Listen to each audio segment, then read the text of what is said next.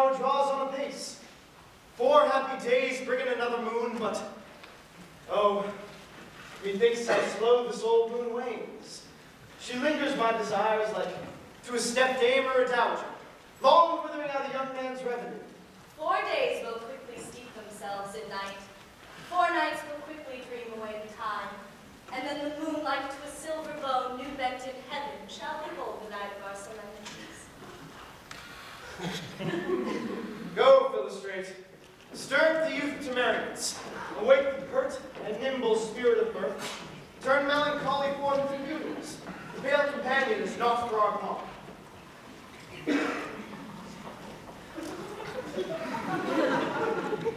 Hippolyta, I wooed thee with my sword, and won thy love doing thee injuries. But I will wed thee in another key, with pomp, with triumph, and with revelry. Happy be, Theseus, our renowned Duke. Thanks, good Aegeus. What's the news with thee? And thy delightful one. Full of vexation come I, with complaint against my child. My daughter, Hermia. Stand forth, Demetrius. My noble lord, this man hath my consent to marry her. Stand forth, Lysander. And my most gracious Duke, this man Hath bewitched the bosom of my child. Thou, Lysander, thou hast given her rhymes and interchanged love tokens with my child.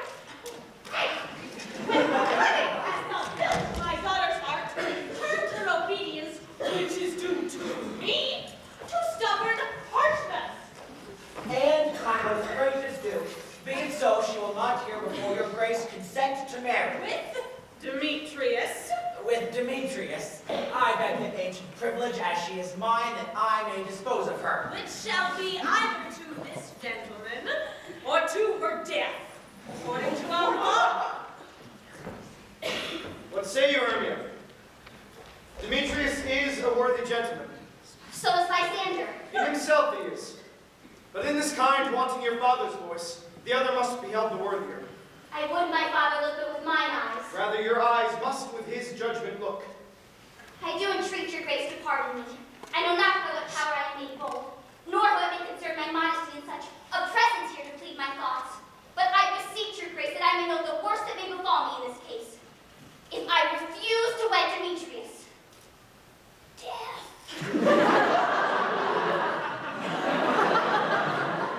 To die the death.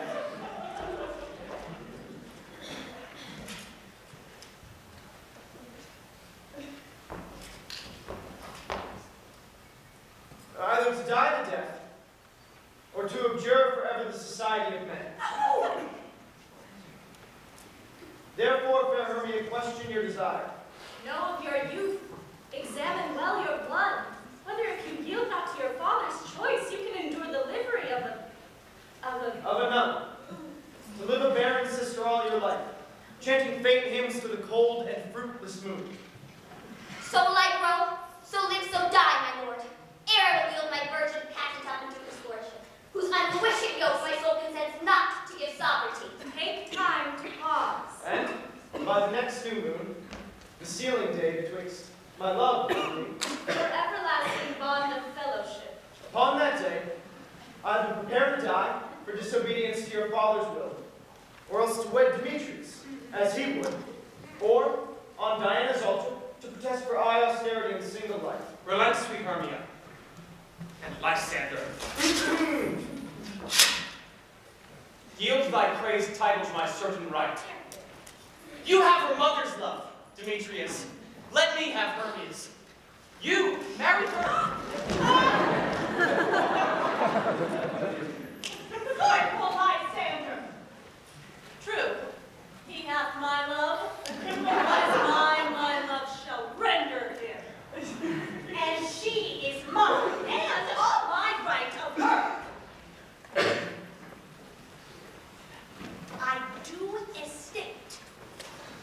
I do estate unto Demetrius. I am, my lord, as well to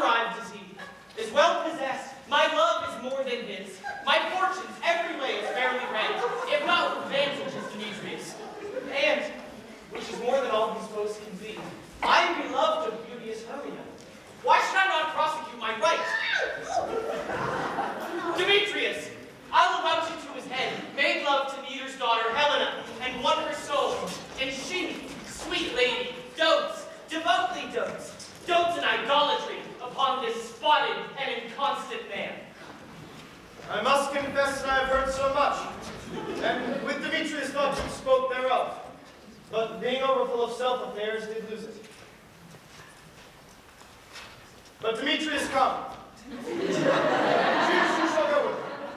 I have some private schooling for you both. For you, fair Hermia, look, you arm yourself to fit your fancies to your will, or else the law yields you up, which by no means we may extenuate. To death, or to a vow of single life. Come, my Hippolyta. What cheer, my love? Demetrius and Aegeus, go along. I must employ you in some business against our nuptials, and confer with you of something nearly that concerns yourselves. With duty and desire we follow you.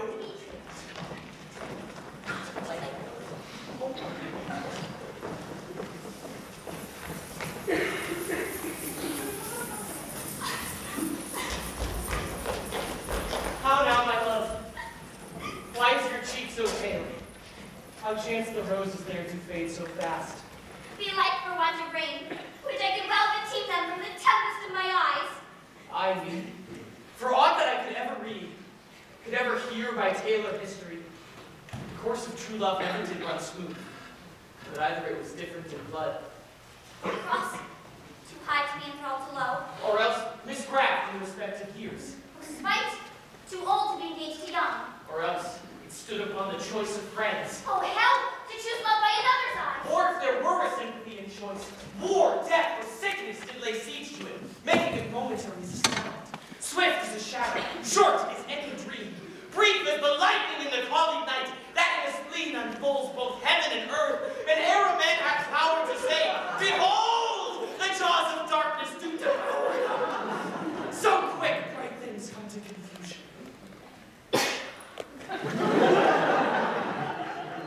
If then true lovers have been ever crossed, it stands as an edict in destiny.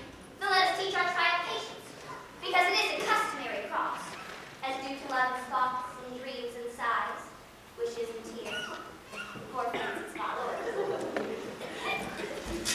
A good persuasion. Therefore, hear me, Hermia. I have a widow aunt, a dowager of great revenue, and she hath no child. From here is her house remote, 7 leagues, and she respects me as her only son. There, gentle Hermia, may I marry thee. And to that place the sharp parental law cannot pursue us. If thou lovest me then, steal forth thy father's house tomorrow night, and, in the wood, a league without the town, where I did meet thee once with Helena to do observancy of more day. There! Will I stay for thee? My good Lysander, I swear to thee, by Cupid's strongest bow, by his best arrow with the golden head, by the simplicity of Venus's doves, by that which knit his souls in Casper's love, and by the fire which burned the Carthage queen, when the false Troy under sail was seen, by all the vows that ever men have broke, in number more than ever woman spoke, in that same place thou hast appointed me. Tomorrow truly will I be with thee.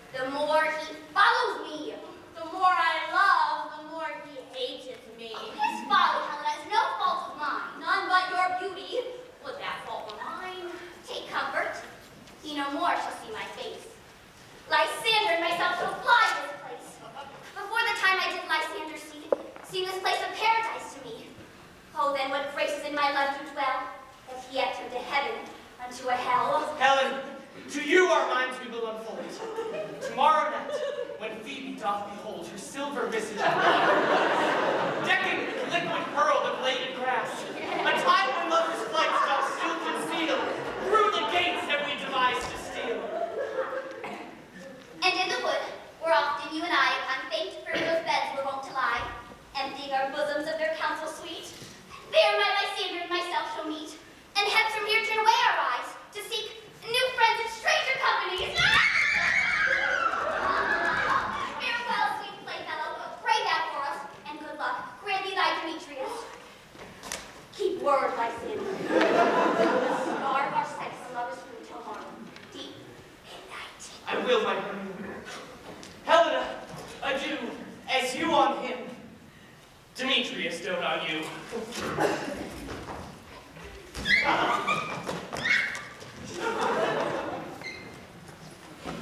How happy some or other some can be.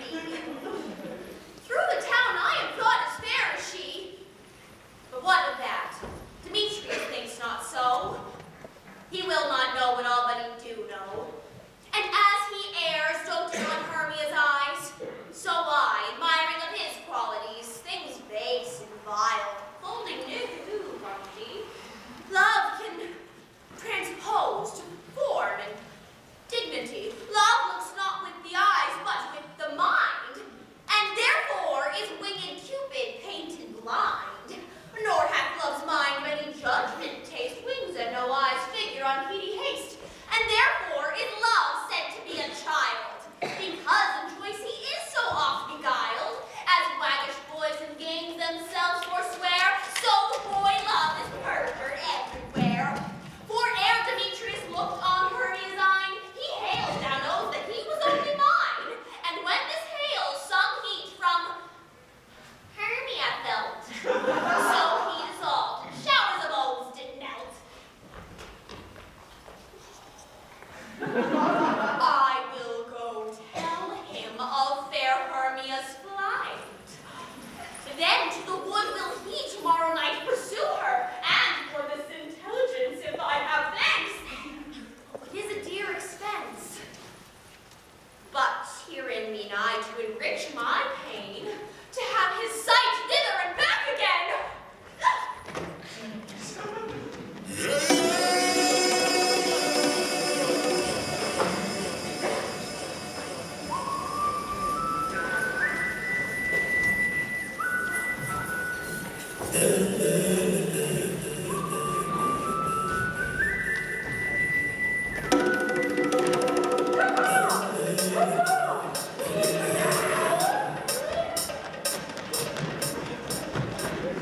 Is our company all here? You were best to call them generally, man by man, according to the script. Mary.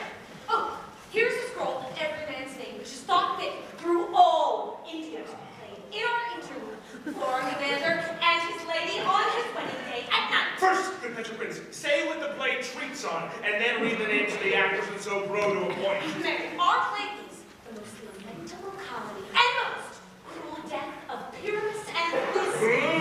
Very good piece of work, I assure you, and Mary. Now, good Prince, call forth your actors by the scroll. Masters, spread yourselves. Answer as I call you. Nick Bottom the Weaver. Praise name of part and for and proceed. Nick Bottom, you are set down for Pyramus. Yes! Yeah!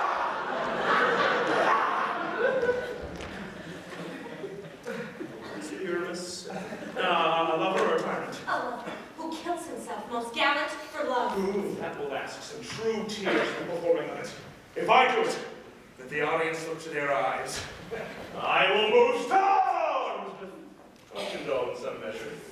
To the rest. Oh, I'm afraid. My chief humor is for a tyrant. I can play Hercules rarely, or a part to tear a cat in to make all split. Scene. The raging rocks and shimmering shocks shall break the locks of prison gates, and Phoebus' car shall shine from afar, and men can mar the foolish fate. Oh, scene. This was lofty. Now read the rest of the players. This was the tyrant's name, Hercules' name. The lover's more condoling. Francis Fruit, the bell of mention. Here, Petra Quince. Oh, you must take this beyond the you? What's this be? A wandering knight. It is the lady that Pyramus must love. Yea, please, why do you not play a woman? I have a beard coming. That's all one. You shall play in an ass, and you may speak as small as you will. And I may hide my voice, let me play with me too. I will speak in a monotonal voice. This me.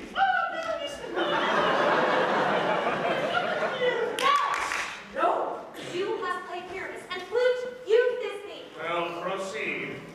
Robin Starveling the tailor. Here, put your quince! Robin Starveling, you must play Thisbe's father. Tom Snapper-Tinker, here, put your quince. You Pyramus's father. Myself, Thisbe's mother. Snug. Joiner. You are the lion's part, and I hope here is a play fit. Have you the lion's part written? Pray you, if it be, give it to me, for I am so of study. You may do an extempore, for it is nothing but roaring. Ooh, let me play the lion's part too. I will roar. But I will do any man's heart good to hear me. I will roar. Then I'll make the Duke say, scene. Let him roar again. Let him roar again, scene.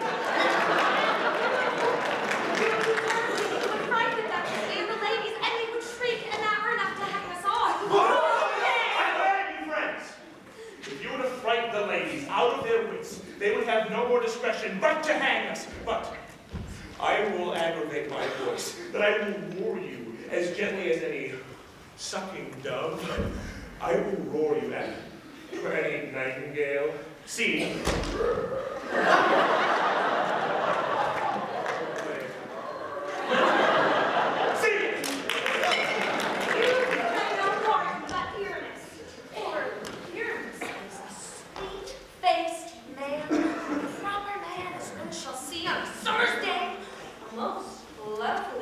Gentleman-like man.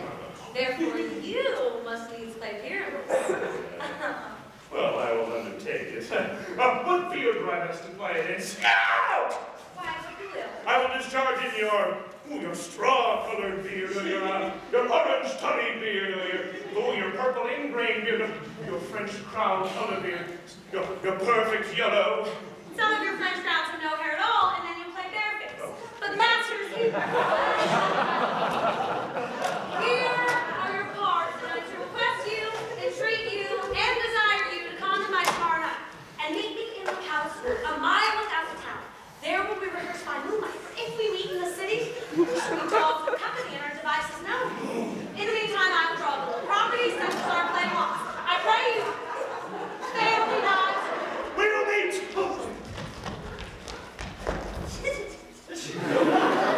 And there will we rehearse most obscenely and courageously. Take pains, be perfect, and you. At the Duke's up, we... Enough! Holder, cut bowstrings.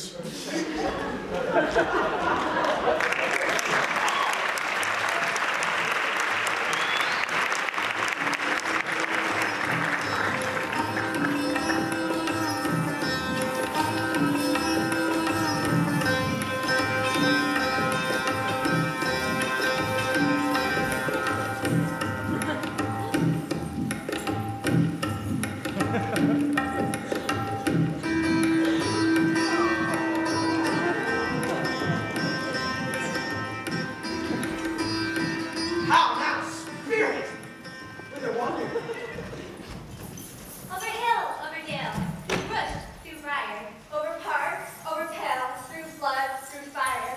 We do wander everywhere, swifter than the moon sphere, And we serve the fairy queen to do her orbs upon the green. the castles tall her pensioners be, in gold coats, but, you see, Those be rubies, fairy favors, and their freckles were their savors. I must go seek some dewdrops here, and hang a pearl in every cowslip's ear. Oh, farewell, thou lost spirits. I'll talk. The queen and all her elves come here anon. The king doth keep his rebels here tonight. To keep the queen come not within his sight, for Oberon is passing fell and wrath, because that she, as her attendant, hath a lovely boy stolen from an Indian king queen. She never had so sweet a changeling, and jealous Oberon would have the child knight of his train to trace the forest's wild, but she, perforce, withholds the loved boy, crowns him with flowers, and makes him all her joy, and now they never meet. In grove or green, by fountain clear, or spangled starlight sheen. But they do square, for all their elves for fear creep into acorn cups and hiding there. Either I mistake your shape or making quite, or you're that shrewd and knavish prey called Robinhood. Are not you he? Affrights the maidens of the villagery, skim milk, and sometimes labor in the corn, and bootless make the breathless housewife churn. And sometimes make a drink to bear no barn, and mislead night wanderers laughing at their harm. Those that fall problem, while you and Sweet Tuck, you do their work, and they shall have good luck. Are not you he? Thou speaks the right. I am that merry wanderer of the night. I jest to Oberon and make him smile when I affect and being fed horse beguiled, named in likeness of a silly fool. Sometime lurk I in a gossip's bowl, in very likeness of a roasted crab, and when she drinks against her lips, I bob and on her with a dewlap pour the ale. The wisest aunt, telling the saddest tale, sometime for a 3-foot stool, stated me, then slip I from the ball and down to the shade, and Taylor cries and falls into a cough, and then the whole choir hold their hips and laugh. And wax on their mirth and knees, and swear a merrier hour were never wasted there. But boom, fairy, here comes Oberon! Merry mistress, now you're gone.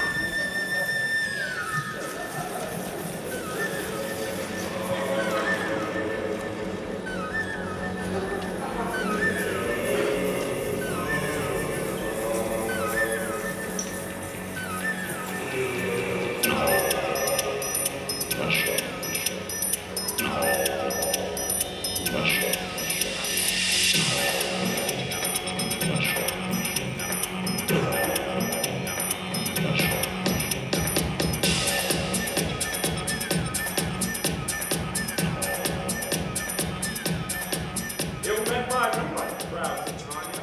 What? Jealous Oberon. Very stickheads. I forsworn his wedding company. Terror! Rash bolt! Not I thy lord? Then I must be thy lady. But I know when thou hast stolen away from fairyland, and in the shape of Corinth sat all day, laying on pipes of corn and versing love to amorous Philida. Why art thou here? Come to the farthest steps of India. But that forsooth, the bouncing Amazon, your buskined mistress and your warrior love to Theseus must be wedded. And you come to give us joy and prosperity. How canst thou thus for shame, Titania? Glancing my credit with Hippolyta, knowing I know thy love to Theseus. Didst thou not lead him from the glittering night, from Perigenia, whom he ravished, and make him with fair Agus break his faith to Ariadne, and Antiopa? These are the forgeries of jealousy. And never, since the middle summer spring that we on hill and dale, forest or mead, I painted a fountain by a rushing brook, or the beached margin of the sea to dance our ringlets to the whistling wind. But with thy balls thou hast disturbed our sport. Therefore the winds heightened to us in vain, as in revenge is sucked up from the sea contagious falls, falling the land, halting river made so proud they have overborne their continents. The spring, the summer, the childing autumn, angry winter change their wonted liveries. And the mazed world by their increase now knows not which is which. And the same progeny of equals comes from our debate, from our dissension. We are their parents and original.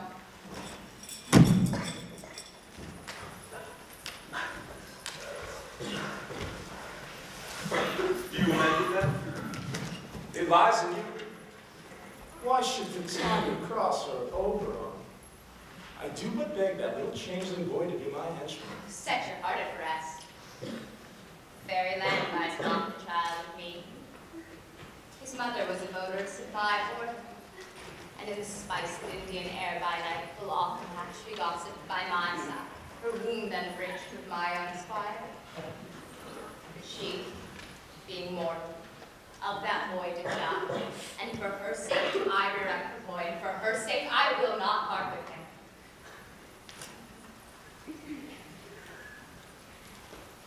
How long within this wood intend you stay?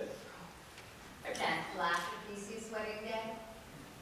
You will patiently dance in our round and see our moonlight revels. Go with us. If not shun me, I will spare your faults. You be that boy? Not for thy fairy kingdom. Fairies, away. You shall try downright if I longer stay.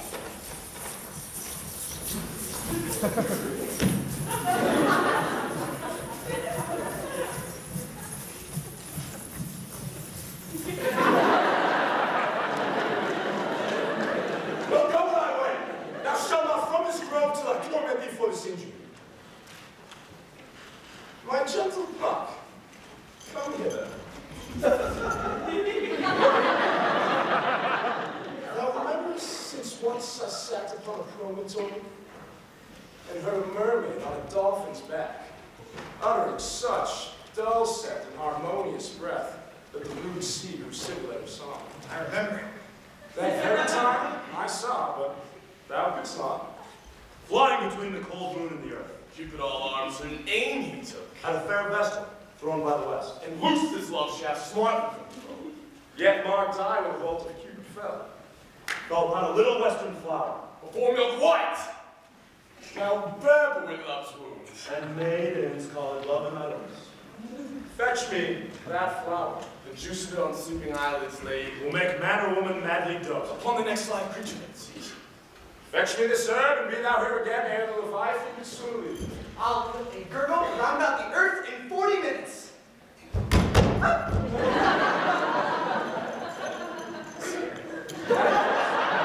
Having quenched this juice, I'll watch the time when she is asleep, and drop the liquor of it in her eyes.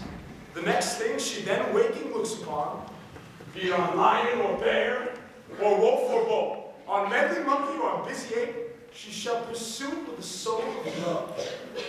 And ere I take this charm from off her sight, as I can take it with another herb, I'll make her render up her page to me. Who comes here?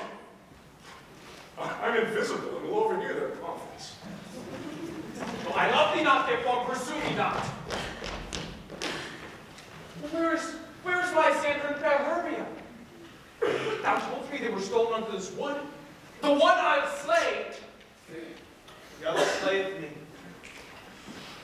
And yet here am I, and woe within this wood, for I cannot meet my Hermia. Hence, get thee gone and follow me no more. You draw me, you hard-hearted adamant, but yet you draw not iron, for my heart is as true as steel. Leave you your power to draw, and I shall have no power to follow you. Do I entice you? Do I speak you fair, or do I not? In the plainest truth tell you, I will not, for I cannot love you. And even for that do I love you the more. I am your spaniel, and Demetrius, the more you beat me, I will fawn on you. Use me, but as your spaniel, spurn me, strike me, oh, neglect me, lose me, only give me leave, unworthy as I am, to follow you. Tempts not too much hatred of my spirit, for I am sick when I look on thee. But I am sick when I look not on you. You impeach your modesty too much. To leave the city and commit yourself into the hands of one that loves you not. To trust the opportunity of night, to any ill counsel of a desert place with the rich worth of your virginity. Your virtue is my privilege. I want not heed the breaks, and leave this to mercy of the wild beasts. Oh, the wildest hath not such a heart as you. Run while you will, the story shall be changed.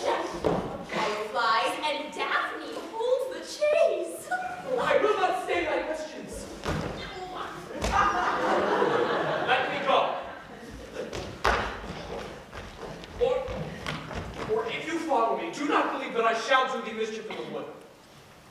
Hi. In the temple? In the town? The field? You did me mischief. Fie, Demetrius, your wrongs do set a scandal on my sex. We cannot fight for love as men may do. We should be wooed, and were not made to woo.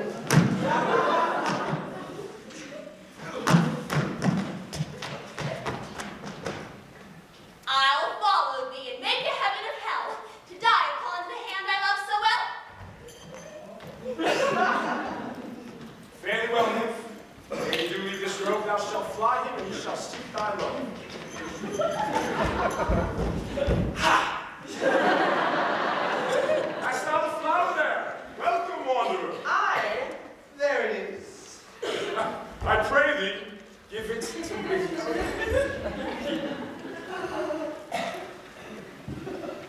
I know a bank where the wild thyme blows, where oxlips and the nodding violet grows, quite over canopy, with luscious woodbine, with sweet musk roses, and with eglantine. There sleeps Titania, sometime of the night, robed in these flowers with dances and delight. And with the juice of this, I'll streak her eyes and make her full of hateful fantasies. Take thou, soul.